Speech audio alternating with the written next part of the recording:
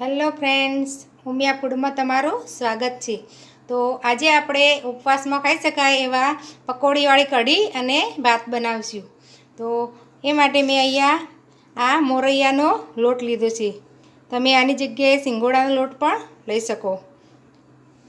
એક બાઉલ લઈશું, એમાં અડધી વાટકી જેટલો મોરૈયાનો લોટ એડ કરીશું। હવે એમાં આપણે દહીં એડ કરીશું। તો 2 ચમચી જેટલું દહીં એડ કરીશું। અહીંયા મેં એક બટાકું લીધું છે, નાનું બટાકું એના આ રીતે પીસ કરી લીધા છે। આ બાફેલું છે, તમે કાચું પણ લઈ શકો। તો બટાકું આપણે એડ કરી દઈશું। તમે કાચું પણ લઈ શકો, મેં બાફેલું લીધું છે। હવે એમાં આપણે સ્વાદ પ્રમાણે મીઠું નાખીશું। આ સિંધવ મીઠું છે, ફરાળી મીઠું જે આવે છે એ। ને એમાં આપણે 5 ચમચી જેટલા તીખાશ માટે કાળા મરીનો પાવડર અને મેં જીરા અને કાળા મરીનો બંનેનો મિક્સ પાવડર બનાવ્યો છે એ એડ કરીશું। હવે બધું આપણે સરસ મિક્સ કરી લઈશું।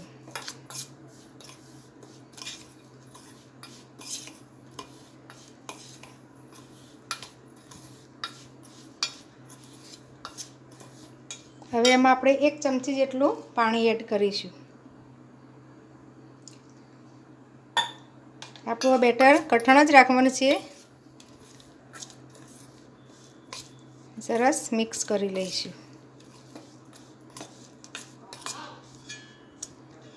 તો આપણું બેટર પકોડાનું બેટર તૈયાર છે। તો હવે આપણે પકોડા ઉતારી લઈએ। તો મેં અહીંયા તેલ ગરમ કરવા મૂકી દીધું છે।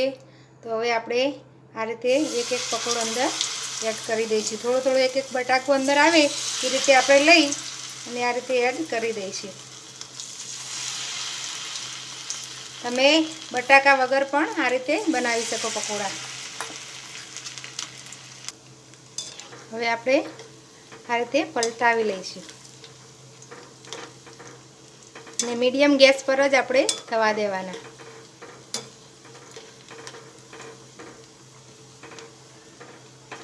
થોડા ગોલ્ડન થાય ત્યાં સુધી આપણે ચડવા દઈશું। તો આ પકોડા સરસ ગોલ્ડન થઈ ગયા છે। હવે આપણે એને એક બાઉલમાં લઈ લઈશું।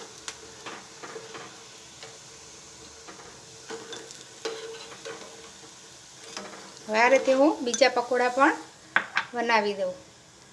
તો આપણા પકોડા બધા તળાઈ ગયા છે। હવે આપણે ભાત બનાવશું।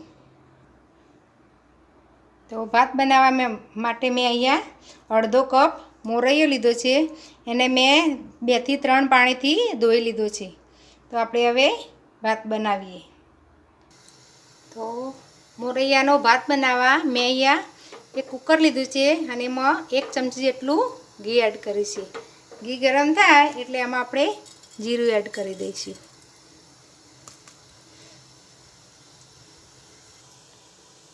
તો આપણું જીરું તતળવા લાગ્યું છે।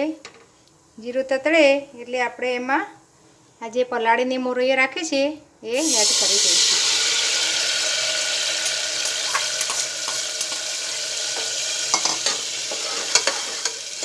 મિક્સ કરી લઈશું।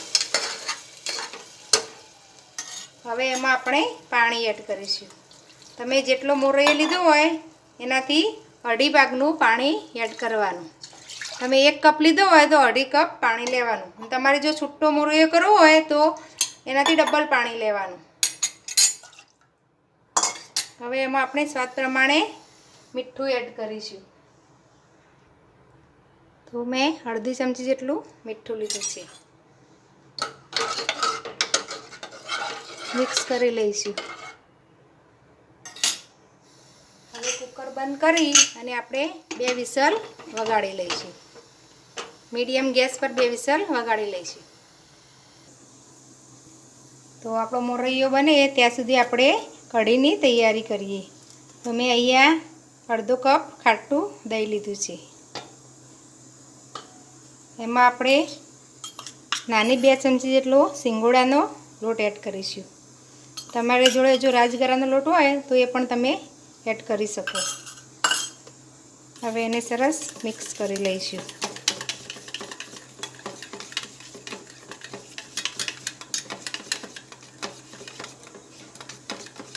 તમે એમાં મોરૈયાનો લોટ પણ લઈ શકો, રાજગરાનો લોટ લઈ શકો કે પછી સિંગોડાનો લોટ, કોઈ પણ ફરાળી લોટ નાખી અને આપણે કઢી બનાવી શકીએ. હવે એમાં આપણે પાણી એડ કરીશું. તો મેં અહીંયા 1 કપ પાણી લીધું છે. તમારું દહીં જેવું ખાટું હોય એ પ્રમાણે તમારે પાણી એડ કરવાનું. તો આપણું કઢીનું બેટર હજી થોડું ઘટ છે એટલે આપણે હજી થોડું પાણી એડ કરીશું.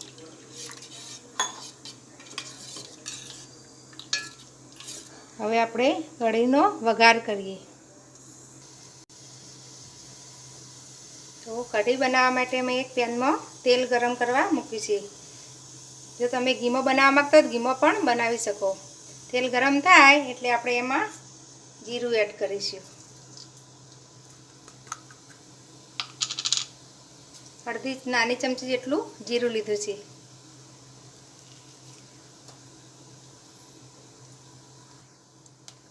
તો આપણું જીરું તતડવા લાગ્યું છે. હવે એમાં મેં અહીંયા 5 થી 6 લીમડાના પાન લીધા છે, એ એડ કરીશું.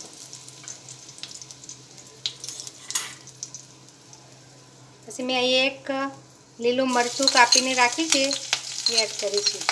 અને થોડું આદું છીણીને રાખી છે, એ એડ કરીશું.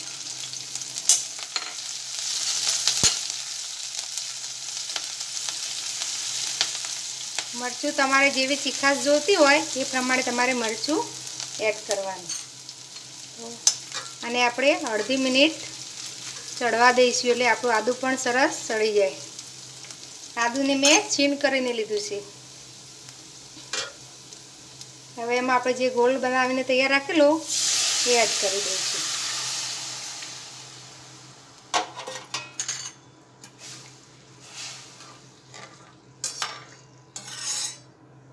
એમાં આપણે સ્વાદ પ્રમાણે મીઠું એડ કરીશું. હવે આપણે સતત હલાવીને એક ઉભરો આવે ત્યાં સુધી આપણે સતત હલાવતા રહેવાનું, એટલે આપણું દહીં ફાટી ના જાય.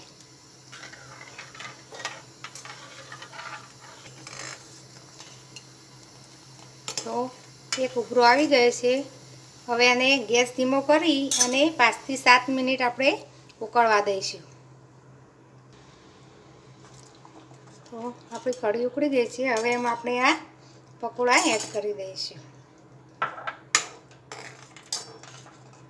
પકોડા એડ કરી અને આપણે 2 મિનિટ ઉકાળી લઈશું. આપણી કઢી ઉકળી ગઈ છે. હવે એમાં શેકેલા જીરાનો પાવડર એડ કરીશું. એનાથી આપણી કઢીનો સ્વાદ સરસ આવે છે. હવે એમાં થોડા લીલા દાણા એડ કરી દઈશું. તો આપણી કઢી તૈયાર છે. તો હવે આપણે સર્વ કરીશું. આપણો મોરૈયો પણ ચડી જ ગયો છે.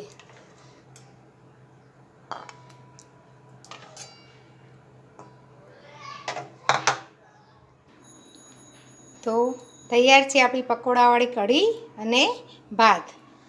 ઉપવાસમાં ખાવાની મજા પડી જાય એવા આપણા કઢી અને પકોડાવાળી કઢી અને ભાત તૈયાર છે. જો તમને આ મારી રેસીપી ગમી હોય તો મારા વિડીયોને લાઈક, શેર અને મારી ચેનલને સબસ્ક્રાઈબ જરૂર કરજો. ફરી મળીશું આવી અવનવી વાનગીઓ સાથે. ધન્યવાદ.